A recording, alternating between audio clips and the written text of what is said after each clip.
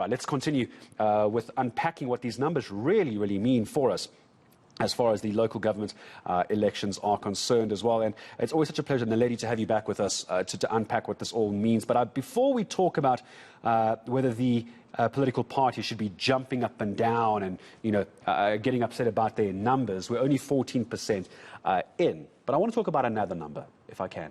Low voter turnout. Were you shocked or was it just me? Good morning, Gareth.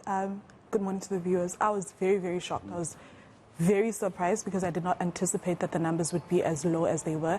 I think yesterday one of the numbers that really shocked me was the numbers that came out at noon, where they said only 3 million people from the 26 million people that had registered to vote turned out to vote.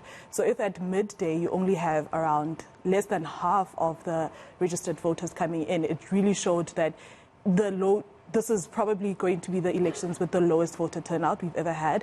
And that is shocking considering the state of politics and the state of governance in the country so far. Care to venture a reason as to why so many people didn't bother? Because I'll tell you why the low voter turnout is more worrying than than voter apathy.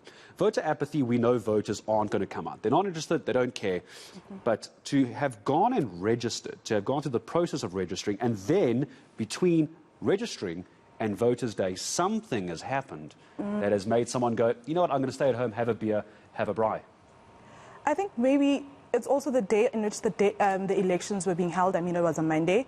And that, for me, the long weekend, people just maybe wanted to take advantage of that long weekend because it was a public holiday. I think that may be a reason that contributed to that.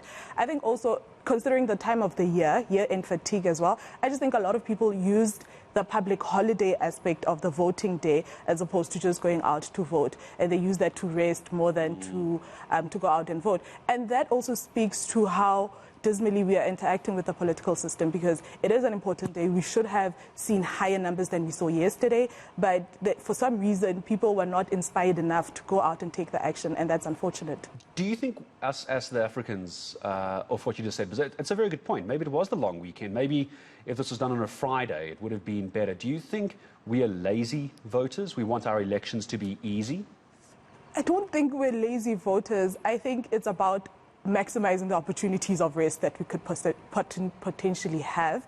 And again, that's really the unfortunate aspect of these elections. I think that they were so important, and we only have this one chance, and we're going to have another chance in the next 5 years. So I just think it was a matter of just maximizing the opportunity for rest as opposed to seeking to change the government in office.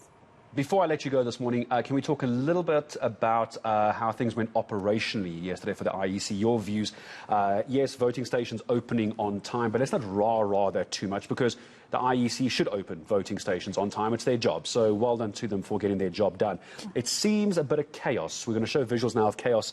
I think this was, team, just remind me where these visuals were as we show this. It's a Queenie. There's the chaos there. So it didn't go as smoothly as planned, though. Were we surprised by some argy-bargy, some tempers flaring, police having to get involved? Were you surprised?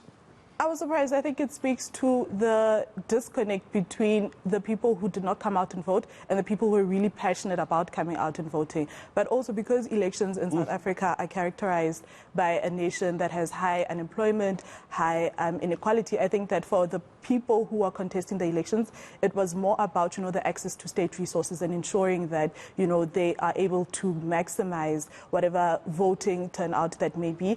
And so maybe that chaos was a result of, ensuring just the discomfort around maybe not being heard. I think there were challenges there, and political actors wanted just to have their voices heard. Well, for the moment, Naledi, I appreciate it. I know you're going back to the Northwest as well. I'm sure we'll speak again over Zoom. It's been a pleasure having you with us, so please travel safely. Naledi Modise, a Northwest University lecturer, just unpacking what it means for the voter apathy is one part of the argument we need to have, one part of the discussion. The other is all those who registered and then didn't actually go out to vote. I'm still curious to know as to why this voter turnout was so low.